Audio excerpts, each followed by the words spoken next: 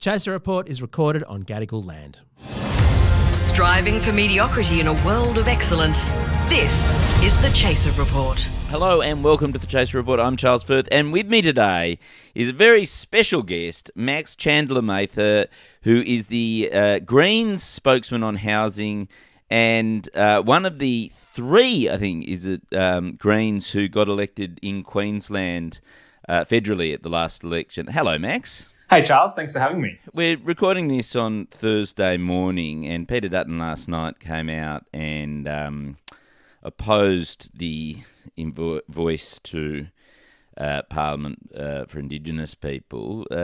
What's going on? Well, you're a Queenslander. He's a Queenslander. I'm sort of holding you personally responsible for him existing. No, fair enough. It is. Yeah, it's.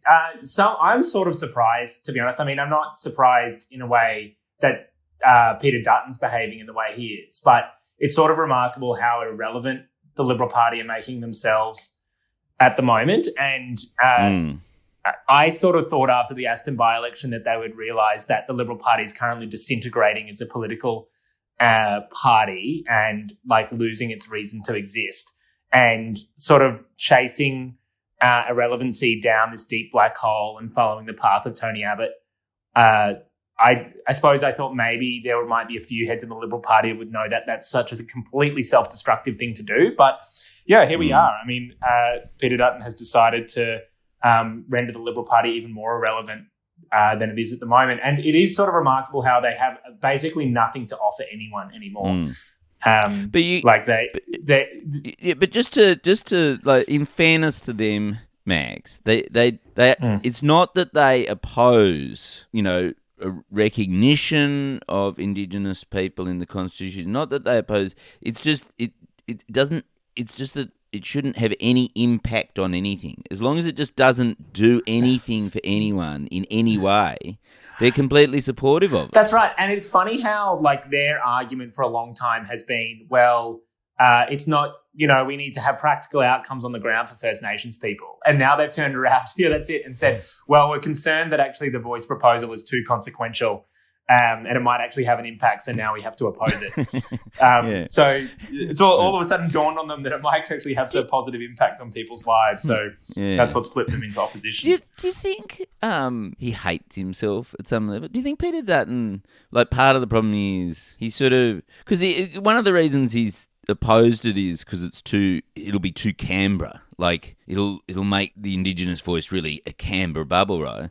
He has worked in Canberra for 22 years. Like, do you think maybe he just needs to sort of, like, just become a little bit more accepting of himself and go, look, I am from Canberra. It's fine. I can identify like that. It's all right if other people get to be part of Canberra as well. It doesn't just have to be for white men from Queensland. Like, you know what I mean? Like, yeah, I mean, I can having spent now just over 6 months down in Canberra, I can understand the sense of self-loathing having to be down there. But he's clearly trying to pursue the strategy that Howard pursued to kill off the Republican referendum, which was frame a yes vote as this sort of support for some sort of elitist project. Yes. And I think it certainly will be incumbent upon all of us campaigning for a voice to make clear that actually this is about breaking the elite control that politicians have over policy, in particular for First Nations people. Like, the whole point of this, like, he's attempting to reverse what the point of this is, which is to get First Nations people otherwise locked out of politics to have a voice down in Canberra for the first time ever.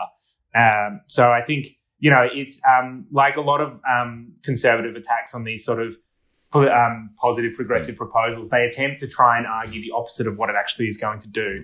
The irony being that what he wants is the status quo, which is precisely Canberra getting to decide everything for First Nations people.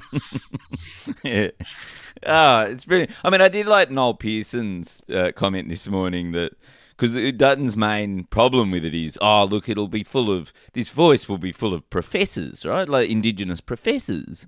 And Noel Pearson just goes, hang on, so you don't want Indigenous people to get an education? Is that where we're at? Like, that's sort of centuries old. Well, no, exactly. And also, again, the other point being that, yes, of course, bizarre that he would suggest that somehow First Nations people with an education somehow shouldn't be listened to.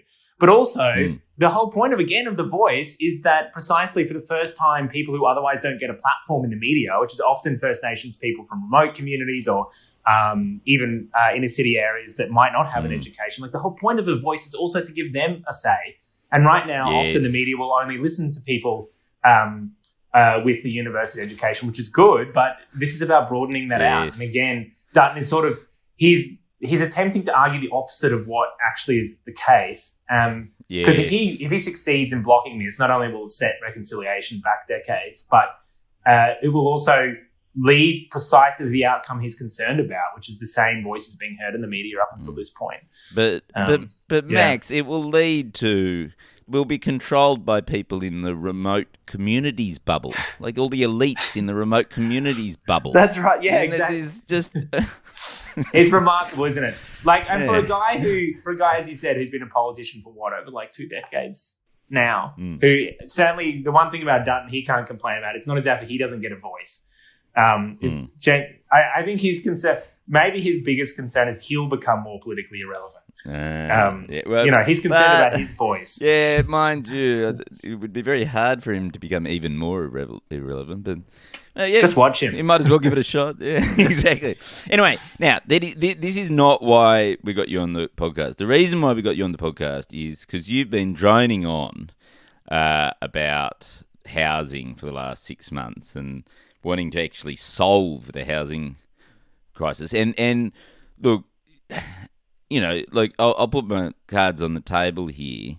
I have no interest in any, of your radical left-wing policies getting up because, there's a lot of, who will lord the lands if there are no landlords? But before we sort of get into sort of the Greens, quote unquote solutions to housing, can we just get a sense of where you come from, Max? Because you've got quite an interesting story. Like, you're not to me, Greens are black skivvy wearing, latte sipping Victorians who complain about how great Sydney is all the time. What's 3 Queensland Green? How did you do it? Like, what's going on up there? Yeah, as a project. The group of people that got involved. I've often described as a bunch of the people that are organising it the most, a bunch of young renters really in Queensland who up until that point felt a bit like political refugees and that the political system just didn't represent them at all. And we kicked it off when I managed Jono's council campaign up in the Gabba wards, Srinungathan. And we won out of nowhere in 2016. And we happened upon this strategy that is very radical, which is organising a lot of people to go and knock on people's doors and ask what their issues are and then talk about policies that might improve their lives and do that at scale, which we were told would never work, but it turns out that it does. Yeah. Did you focus group that strategy before you went and did it? Yeah, that's it. We paid a corporate firm millions of dollars to say what do you think is going to happen if we just go and talk to people and listen to them and just do that for talk to say 30,000 people in a single election? What do you reckon will happen? And they said, well, you'd be better off giving all the money to us actually and running a few ads. It's evolved over time. And by the time the Griffith campaign rolled around, we had the capacity to train. We ended up training over 1,000 volunteers in essentially, and I've talked about this before, having what are functionally often very long and complex conversations that sometimes ended up people acting as basically social workers. You would knock on someone's door in public housing and they'd start talking about the fact they hadn't had access to healthcare or they were on a public dental wait list for 24 months. And our job was to listen to that and hear them out, but also make it the political case that the reason they were in that situation was because of the power big corporations and billionaires wielded over our political system and offer them some hope that actually here's a political movement that has a solution to that. which is breaking that power, making them pay their fair share in tax and funding things like dental into Medicare or building public housing or, making fossil fuel corporations pay their fair share in tax. And it was remarkable. One thing we learned very quickly in Queensland was this view that Queensland somehow is this conservative state that everyone, the deep north, is just completely wrong. Like, actually, the vast majority of people, when it comes down to it, are just fed up with politics and feel disconnected from it and don't feel like any party has any solutions for them, and so largely switch off. And that's how you get the situation where lots of people just end up voting for, say, the LNP, not because they support the LNP's platform, but because they think, well, screw it, I don't really care about this one way or another because I don't think it's going to improve my life. And it's no coincidence that in Griffith, for instance, the Liberals vote collapsed by 10%. And we were going to people's door and talking about probably the most progressive platform the Greens have ever run in a federal election. And more Liberal voters and Labor voters switched their votes to us because actually this idea that Australia is a really conservative place is wrong. Actually, it's just that people have felt disillusioned and depressed about the state of politics, and so don't feel like they have anywhere to go, and we gave them a place to go. So you offered them a whole lot of hope. I hope you've completely crushed their hopes subsequent to the election. Like, have you just stopped returning their phone calls? Yeah, that's it. That was the other good thing about our movement was, and I think it's quite proud of it, is we're very honest about, which is a radical notion in politics, about how long this is a long project. You know, the final pitch we had at the door during the election, we continue, is like, look, substantial positive change is not going to happen overnight, but the reality is nothing changes if nothing changes. And our view is that if we start to elect representatives who actually believe and fight for what you believe in, then that's the first step to positive change. And our goal is to build the sort of political movement we're building here across the country. And that isn't going to change in a few years, but it's going to take a lot of years, but it's got to start somewhere. And it's going to involve you as well. And that meant recruiting people at the door to come and join our campaign, get involved in our political project.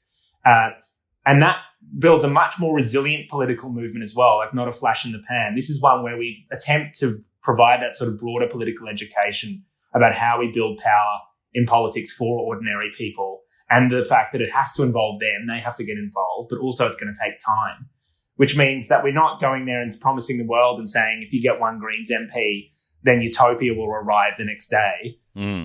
It's actually, if you get one Greens MP, this is another brick in the wall to build a political project that changes politics. So, because it does feel slightly different to the Greens of 10 or 15 years ago. Like, you know, like back then, the Labor Party would approve 116 gas mines, say, for example, just, hypothetically. and then it felt like might not be true, but it felt like at the time the Greens would say, no, we want 0 gas mines. And then you'd end up with 116 gas mines. And now the difference this time around is like, the Labor Party wants 106. Well, they probably want a minimum of 116 gas mines. That's right. Let's be honest here. Yeah, and the Greens want 0, and then we end up with about half that. We end up with about which is sort of like. I mean, there is an argument to say you're just stringing out our slow death. Like, there is an argument to say we'll just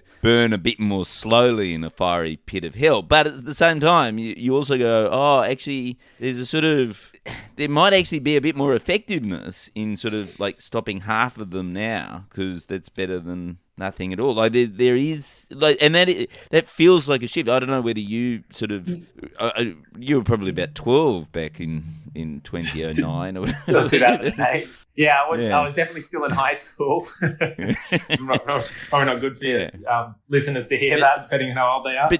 But do you think that expediency, I mean, I hesitate to use the word, that willingness to sort of actually place yourself in and make a few grubby decisions,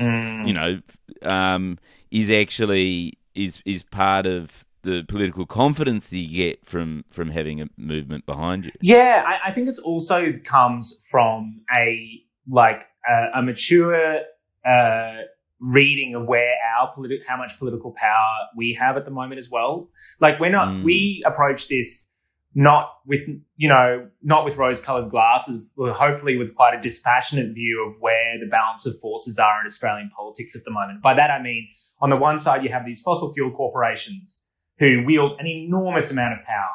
And it was clear to us, negotiating with Labor, that companies like Woodside and Santos and BHP, etc., exerted an enormous amount of influence, both the major parties, but let's not forget that they ended up donating more to the Labor Party this federal election than the Liberals.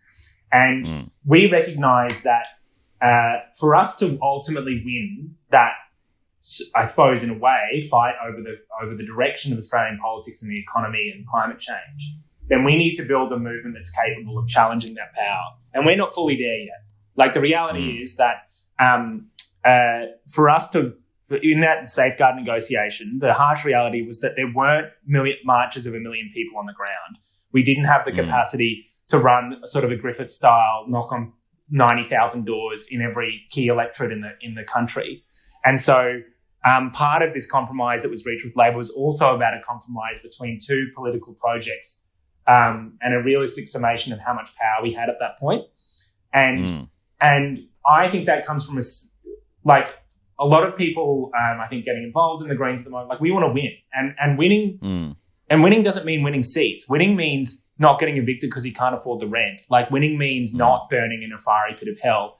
And when you start to take that seriously, you start to take seriously. I love how you've set the bar pretty low for success, isn't it? Yeah, we guarantee, we promise that you won't die in a fiery pit of hell. Well, that's where Australian politics is at the moment, Charles, and hopefully we pick it up off that basement floor. Yeah. And that means that you have a political movement that says, well, We've reached this compromise with Labor, say, on the safeguard mechanism, where, as you said, we've stopped hopefully half of those 116 coal and gas mines. And now we pick ourselves up and we work out, well, how do we stop the other half? And to stop the other half does mean building a much bigger political movement and working out how to expand that capacity we've built in a few seats across the country. So that's what we're working on right now. Yeah. Well, actually, it's true, because I was talking to a Labor person who said, well, if the Greens want to stop all of them, they have to get a majority of seats. And so I was like, oh, okay, well, that sounds like maybe bit of a challenge. Yeah. Anyway, so, look, you mentioned housing, so I'm going to use that as the segue into what we're actually here to talk about, which is, so I'll just put you, so a majority, or, well, in fact, everyone who's involved in the chaser, or just sort of peripherally involved in the chaser, who's under 40, which has got a lot of people, right, have been hit with massive rent increases in the last 6 months. Not just $130 a week, but there was one, I mean, for the whole house was $480. I mean, it was quite a large house. $480 increase. It just sort of, and we're actually running a competition on Reddit. If you go to our subreddit, which is Chaser, if you have a particularly big rental increase, please let us know, because we're trying to find the person with the person who's been most fucked in the last 6 months by the housing growth. I know, exactly.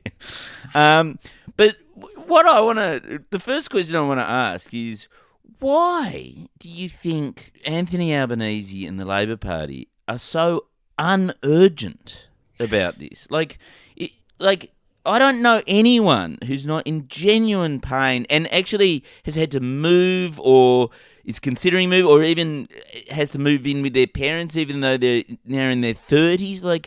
Why is it not the only thing that people are talking about? That is a great question, and one that I thought about often. The highest rent increase I'd heard, by the way, was $200 a week. So was it 400? Yeah, 480. I'll get the details, but that is 480. That takes the cake, and we get emails every week and calls every week. So that's blown all of those out of the water. See, but that's because we live in Sydney. You Queenslanders don't even know what rent is. If only that were the case. Look, it's a genuinely good question. I think there's three things going on. One, I think the political class on both sides, including the Labor Party, are so disconnected from the ground at the moment. They completely misunderstand and have underestimated the scale of the housing crisis at the moment. And they, as you've described, don't get actually that this crisis is not just affecting low-income residents, but when we go door knocking, we're chatting to people like teachers, nurses, professionals who they themselves are contemplating moving out because they can't afford the rent increase, or their kids in particular. They're really worried about how their kids are going to afford a home. And so I think there's that disconnection going on. Secondly, I think the political economy in Australia is such that for a long time housing has been dominated by, and politics has been dominated by homeowners and in particular dominated by property developers and the banks. And they have a direct financial interest in the housing system working the way it currently does. And if you look at the people who dominate government and policy formation, it is ex-bankers and property developers. Like the head of Labor's new National Supply and Affordability Council, this new expert body they want to set up. The head of that is the ex-CEO of Mirvac, like a property developer. That is not true. It is true. Not true. We actually have been trying to say to Labor that you shouldn't point. So I think there's that as well. And I think finally, like if you look at Parliament, so it's like Tanya Plibersek, the minister against the environment, yes, and the Housing Affordability Committee is against housing affordability. Is that the? That's how we would describe idea, it. Like it's no surprise to me that Supply and Affordability Council would never think that rent controls or rent caps would be a good idea. And I don't think it's out of the goodnesses of their heart.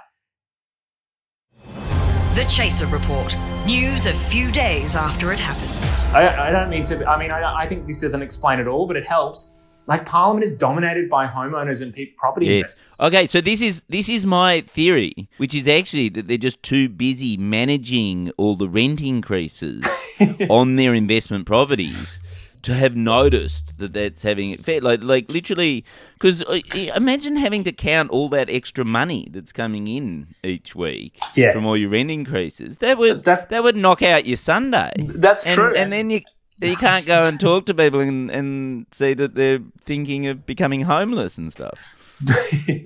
Well, I mean, I have been tempted to ask Anthony Albanese in Parliament how much he's put his rents up in his investment properties. And whether or not a freezing rent increases would affect him. But I thought that's not a constructive... I dare you. Yeah. I dare you. Not a constructive thing to ask. But I think the other thing going on as well is, like, obviously we have been pushing Labor to introduce a national freeze on rent increases for the next 2 years, just because otherwise we think the crisis is going to boil over into a national disaster if it hasn't already. And I think the other thing that happens, and we've talked about this in Winning Griffith, is that the instinct of the Labor Party is to constrain what's considered possible in politics. If they come out and admit that we need to have a proper debate about how we introduce rent controls and rent caps, that lets the genie out of the bottle for them. Like they have to, for instance, all of a sudden actually have to consider substantial real change to the way this housing system works in Australia. And that raises people's expectations about what politics can achieve.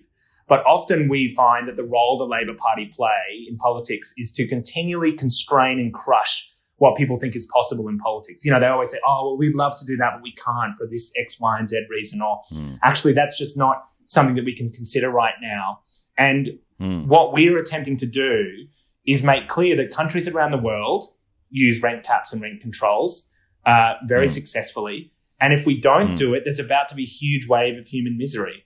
And I think that right now Labor are attempting to put the genie back in the model, and I don't think they're going to be capable because they have they've underestimated that when 1/3 of the country can't guarantee that they'll stay in their bloody home for the next 6 months, then the 1/3 of the country that rents, that is a political volcano that eventually is going to explode one way or another. And the problem is that, like, I think Australia is the only place in the world where property is just a complete commodity with no sort of idea that it should be treated as a sort of human right and necessity, right? And there's a few really crucial things that go into it, because it's not just about rental caps and making sure that you can't just arbitrarily bump up the rates. It's also things like I mean, in Barcelona, about 10 years ago, they had this huge protest movement because what they tried to do just after the GFC was they tried to put down the minimum rental period that you could get for a residential property from 5 years to 3 years, right? And the whole city of Barcelona just basically took to the streets. I mean, this is absurd. You can't expect someone to rent a house and not think that they have the right to live in it for the next 5 years. Like, 3 years? That's not nearly enough. Like, you want to be able to put posters. This is your house. This is your home, right? And here in Australia, it's like, oh well, we'll give you 6 months, but we can chuck you out if we decide that I don't know, we change our mind or the wind changes or something like that. And so there's a whole lot of fundamental things about tenants' rights that are so bad here that I have a little bit of a proposal for you, Max, which is this. I reckon there is a national role, because I know a lot of that stuff is state, and that's why the Labor Party always says, oh no, well, that's a state problem, right?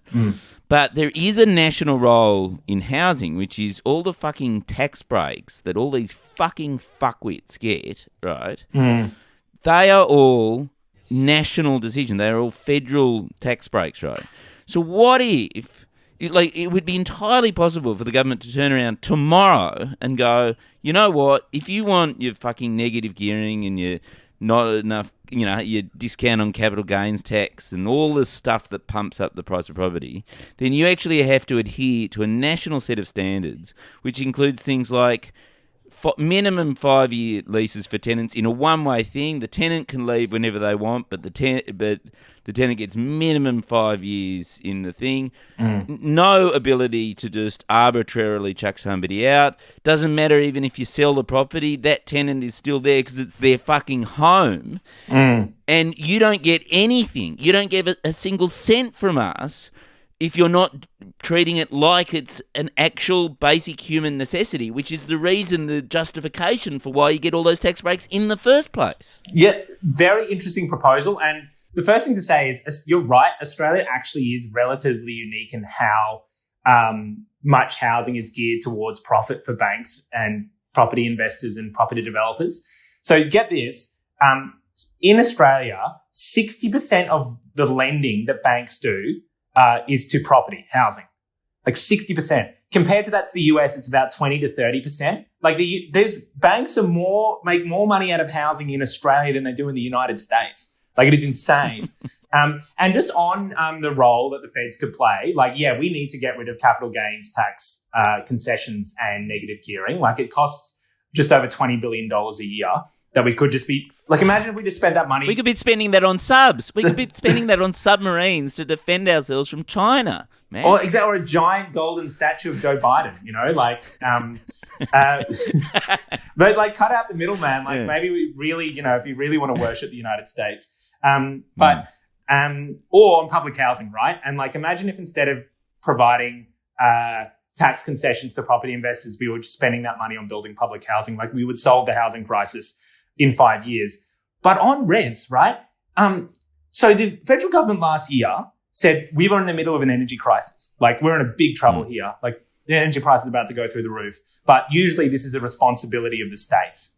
But what they said is, we're going to play a national leadership role. We're going to bring all the states together and we're going to say, this is untenable. We need to agree to capping energy prices in some way. And our point is, you can do the same for rents. Now, the federal government, post-World War II, did play that role. They froze rents nationally. So by that, I mean freezing rent increases. And the federal government could tomorrow go to the states and say, let's all get together. We need national rent freezes. On rent increases. And here is this is the set of standards, as you said, ending no grounds evictions, letting people stay in their property, limiting rent increases. And in exchange, what we're going to do is distribute money to each of the states and set up this grant fund and say, if a state signs up to this deal, then we can distribute $2 billion to help implement the system, build more public housing, help fund your state. And they do that for health and education, for energy, for industrial relations. And why is it, as you said, that all of a sudden housing, apparently that's too hard? Yes. And I think that's partly because they've decided that renters are going to put up with the fact that, unlike in Barcelona where they protested, renters are going to put up with the fact that they can continue to be treated like second-class citizens. And the point we want to make and what we're trying to demonstrate to the government is that's because they're too big. Like, as you say, it's a third of the population. Right? I actually have another theory about why they don't want to do it, which is that, you know how Albo always goes on about, oh, my God, I grew up in government housing, right? He doesn't want anyone else to get that sob story. Because if you started increasing all the social housing, everyone else would be able to tell the story about, oh, my God, I grew up in government housing. You wouldn't have a unique story to tell. You need something for the campaign trail, Max. That's true. Look, I hope that's not the case. But you do raise a good point, which is when Albanese was growing up in public housing, the federal government spent billions of dollars every year building public housing. Like, get this, if per population, the federal government and state governments were building the same number of public housing units as they were in the 20th century, over the next 5 years, the government would build 150,000 public housing homes. And it's shocking to me that he talks about how he got this opportunity growing up in public housing. And it does genuinely make me angry that he's turned around and said, oh, well, we know that there's a shortage of 640,000 public and affordable homes, but we're not going to give those people the same opportunity that I got. And how many future prime ministers, how many future doctors, how many future scientists or leaders in this country are we missing out on because they are being abandoned to permanent housing poverty and insecurity? I really think that's a bad argument, Max. I feel like, the world could have more Anthony Albanese's if only we funded public housing. I don't think that's going to really... no one's going to go to the barricades for that. That's a good... You have poked a substantial hole in my argument. Now, so look... This brings me to the final thing, because we really should... Our episodes are supposed to be like 20 minutes. This has been like 40 minutes. We really have to go. But, Max, I want to bring you to just a pitch for the Greens for you, which is... So, as we talked a bit about Barcelona, that whole movement, what was it called? Barcelona en Comú or whatever. 15M. Ada Colau and 15M. Right. Movement, I think. Yeah. Whatever it's called. Anyway, they grew into a national... They actually ended up taking over the whole of Spain for a while, right? And it was a renters' strike. Like, it was literally... It grew out of frustration around housing, right? Housing affordability, right? And also climate change. Like, that was the other thing that they were really worried about, right? The Greens nowadays are basically the party of housing affordability, renters' rights, all that sort of stuff. Very mainstream, very big, a third of the population, totally sort of with you on that. And climate change, which happens to sort of be like 85% of the Australian population want more action on climate change than the Libs or Labor are giving, right? Okay, so hear me out here. What that movement did in Spain is that they said, well, actually, it was very shrewd of them. They went, well, we're actually centrists. We're the centrists. The socialists are off to one side. The nationalists are off to the other side. We sit in the middle of politics because we're just talking about renters' rights and climate change, which are the fucking absolute mainstream of Australian politics. I put to you, the Greens are not a fucking fringe-dwelling lefty party of socialists who just want to hug trees and want votes from koalas anymore. They're actually the party of the centre, and it's actually the Labor Party and the Liberal Party who are at the fringes of Australian politics. I think there's a lot of truth to that. And actually, I think it was Bernie Sanders at that one point was like, who are the radicals are the people that think we can go on just setting the world on fire and not do anything about it. The radicals are the ones who think that a majority of the population don't deserve housing security. And you're in many ways and this speech, I actually think that pitch has a lot of truth in that. And our instinct is that the vast majority of this country believe in what the Greens stand for, but what they don't believe is that, or have any hope or belief that it can actually change, and so disconnect. And to give you an example, no one thought that we could win Griffith, but the moment we proved to people that we could knock on their door, that when the floods hit, we actually could get on the ground and help clean up, and we're hauling out muddy furniture whenever anyone needed help. all of a sudden, a whole new layer of people voted for us for the first time ever. Like the two-party preferred in Griffith for us was 60-40 in a seat that no one thought we could win. And my firm belief is if we had the only thing holding us back from building a political movement that does represent what, as you said, is the majority, the centre of the Australian population, our only barrier is our capacity to organise in the ground in more seats like Griffith. And that's why you get this sense that I sound slightly mad or overly energetic.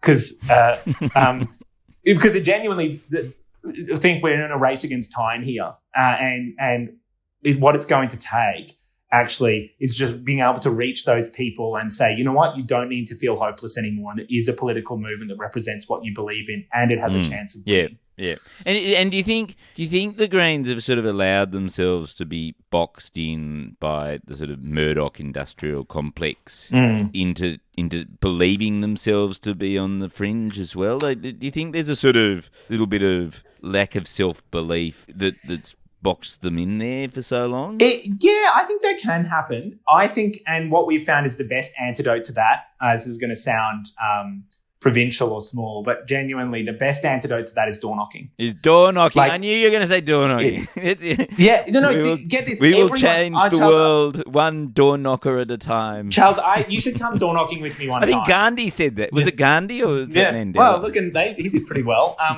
But genuinely, you should come door knocking with one time, because there's a phenomenon that happens every time someone door knocks for the first time, and we found in Queensland, is they start off really nervous and then they come back with like eyes glowing up and thinking, and thinking, oh my God, we can win.